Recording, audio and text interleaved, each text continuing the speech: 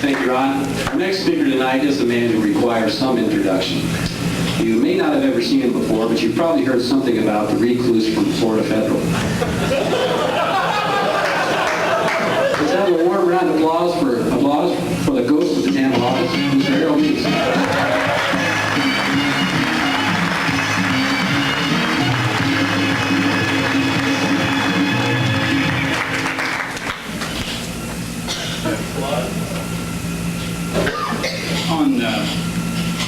Really following up on Ron's rather somber note, can we all bow our heads for a moment?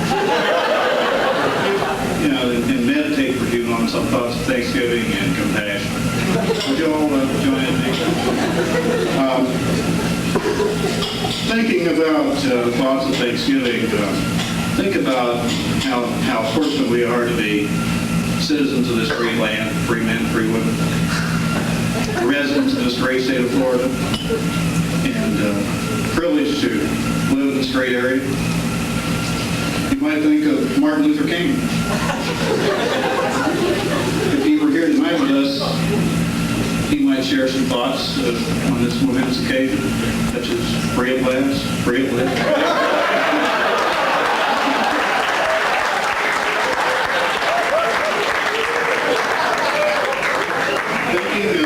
Thinking about thoughts of compassion, you might think of people suffering around the world, people starving, hungry. You might also think of Gladys Baker.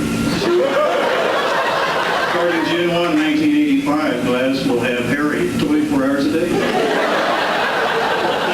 I spent quite a bit of time in the bookstore. I thought at first this evening I'd dovetail my remarks about Will Rogers and some of his thoughts. But I couldn't find anything really fit because I get hung up on his favorite saying. He says he never met a man he didn't like. So what I came up with was a couple of books here. One for Harry. This is a book entitled How to Live to Be 100 or More. And Harry, there's a couple sections in here I think would be probably appropriate for you to read first. One is sex can be fun after 80, after 90, after 100, after lunch. Another one is if it wears out, you can get a new one.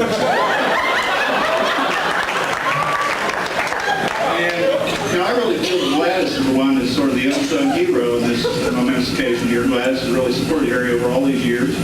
And now if you look at what Gladys has to look forward to for the rest of her life, I thought maybe she wanted to spend some time, pause, and reflect on what she should do for the rest of her life to get things in order. And I found a book, Gladys, that says, it's titled No Bad Men. And its author is Dr. Barbara Lovehouse. And this is a book that basically trains men the Lovehouse way. And it says that now you can turn moody men, disagreeable men, roving men, and disobedient men into loving companions who are eager to fetch furs, flowers, and pastries, please in and out of bed, and remain faithful at parties and bars. And it goes through quite a bit of detail here as to how you might compare training your husband now to training a dog. It draws some very interesting parallels about male dogs' problems and men's problems. And I'll just share a few of these with you here. One I particularly like, it says dogs jump on people. It says men jump on people too, especially on attractive women. It says dogs bark and men tell sexist jokes. Dogs shed and men lose their hair.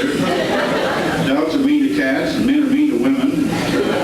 It says that dogs don't brush their teeth before sex and men don't either.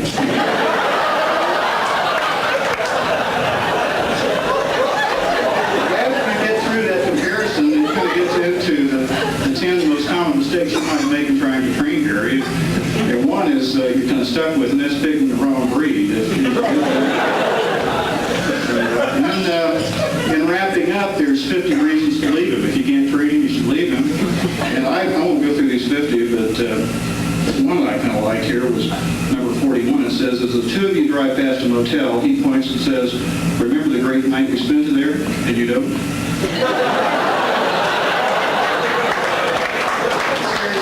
Well, wish you the best of luck.